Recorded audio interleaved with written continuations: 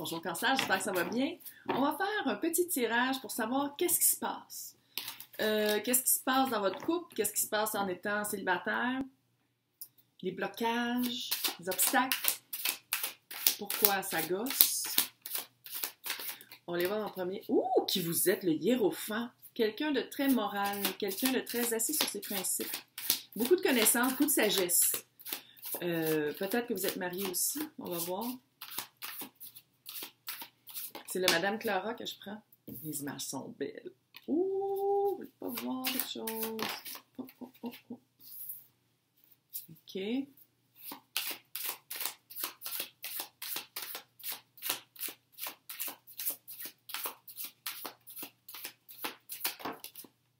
Comme weird. Oh, OK.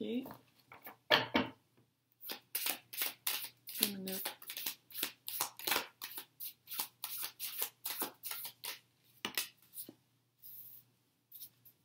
Vous restez ensemble à cause d'un enfant, ça c'est clair.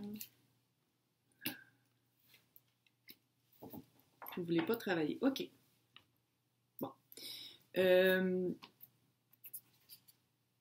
C'est comme si, dans le passé, vous étiez vraiment dans votre couple à 100%. Vous étiez aimante ou aimant. Parce que là, c'est juste des énergies, ça veut pas dire fille, gars, il n'y a pas de genre. Bon, vous étiez quelqu'un qui était très, très empathique. Vous écoutiez beaucoup. Très nurturing. Là, vous étiez très maternel avec votre couple, dans votre couple. Mais il y a quelque chose que vous ne vouliez pas voir. C'est pour ça que je dis qu'il y a un petit darkness. Il y a quelque chose qui n'était pas clair. Il y a quelque chose que vous n'avez jamais voulu vraiment regarder. Parce que c'est ça, c'est comme si vous étiez tellement aimante, puis vous vous oubliez là-dedans. Vous oubliez de regarder vraiment avec honnêteté qu'est-ce qu'il faudrait travailler dans votre couple, puis qu'est-ce qu'il faudrait faire, les actions à faire, mais d'une manière très logique, stratégique, planification, parce que c'est ça la reine d'épée. C'est ça que vous voulez pas voir. On dirait que vous pensez que on peut guérir un couple juste en aimant. On peut guérir un couple en faisant son repas préféré. Tu sais, c'est très maternel. C'est comme un regard plus... vous regardez juste avec votre cœur, puis pas avec votre tête. J'ai l'impression que vous êtes mariés. Vous êtes une union très forte, sinon. Une union... c'est peut-être un divorce aussi. Honnêtement. Parce que l'hiérophant, c'est la carte du divorce ou de l'union. Ou de la séparation, je devrais dire. Là, c'est pas juste du monde marié. Mais j'ai l'impression que c'est comme si vous pensez qu'en vous mariant, ça va tout régler les problèmes. Ou en vous divorçant, ça va être... Il y a comme un... La ligne n'est pas claire. Il manque de clarté. Puis c'est quelque chose que vous ne voulez pas voir. Vous ne voulez pas le voir. Parce que d'habitude, la 8 d'épée... c'est un, comment ça s'appelle? Pas un tamanoir, c'est une taupe. C'est une taupe. Vous voulez pas voir la réalité. Vous voulez pas voir c'est quoi qui se passe. Vous aimez mieux être une victime puis vous sentir emprisonné dans quelque chose qui marche pas que de dire « OK, c'est ça qui marche pas, fait qu'on va travailler dessus. » Clairement. Page de Pentacle. Vous avez probablement un enfant ensemble ou un enfant qui est à vous ou à l'autre qui s'est attaché à un, tu sais, genre, qui rentre en jeu dans la décision de rester ensemble ou pas. Probablement un signe de terre. Puis c'est ça, puis c'est un enfant qui a besoin de stabilité. Parce que Pentacle, c'est ça, c'est stable, c'est la maison, c'est une routine. Vous avez... Puis je pense que c'est ça. Puis qu'est-ce qui vous... C'est le vide de boutons. Le vide de... C'est pas les mêmes... C'est pas les mêmes... C'est le vide de Pentacle qui est l'obstacle. Fait que c'est du travail. C'est de faire du travail. C'est de vraiment aller voir le problème avec clarté. Puis d'arrêter d'être aveugle par rapport à ça. Puis arrêter de dire comme « Ah, mais c'est pas grave. C'est pas grave, c'est juste moi. » Tu sais, genre... « Ah, c'est pas grave, je vais m'arranger avec... » Un couple, là, c'est pas 50-50, hein? C'est 100-100. Je fais juste le dire même.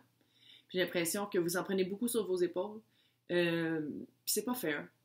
C'est pas fair. Fait que soit que vous vous divorcez ou vous vous mariez, mais en tout cas, il y a quelque chose de justice, parce que c'est ça, le hiérophant, c'est tout ce qui est spiritualité, amour, avec la justice. Fait que c'est ça. C'est pour ça que c'est comme... On dirait peut-être que même vous êtes pas sûr si vous allez vous divorcer. Trop. Wow, 8? Non. Là, on va aller voir pourquoi vous vivez ça. C'est quoi la leçon? Autre que de prendre votre propre voix puis d'utiliser, là. Puis de mettre votre pied à terre pour faire comment ça marche pas pour moi, ça. On est deux à élever cet enfant-là où mon enfant c'est vraiment attaché avec toi. Fait qu'il faut travailler sur quelque chose parce que...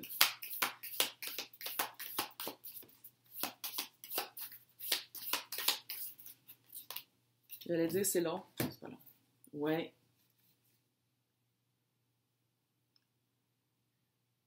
Il faut vraiment vaincre votre... Là, c'est marqué de la paresse, mais ça veut pas dire que vous êtes paresseuse. Mais c'est vraiment de confronter ça. C'est un slurt? Comment on appelle ça en français? Tu sais, là, ça l'avance super lentement, puis c'est comme... Puis ça a comme des griffes. Comment on appelle ça? En tout cas. Puis c'est aussi d'écouter. Parce que ça, là, ça se peut aussi que vous ne vouliez pas écouter. Non seulement votre petite voix, mais l'autre. Il y a comme quelque chose que l'autre vous dit, puis vous ne voulez pas l'entendre. Vous ne voulez pas l'entendre parce que vous aimez mieux rester stable, vous aimez mieux rester dans cette léthargie. C'est une léthargie. Il y a comme une léthargie de couple. Puis vous aimez mieux rester là-dedans parce qu'il y a un certain confort, puis le changement fait peur. Hi! Quoi faire?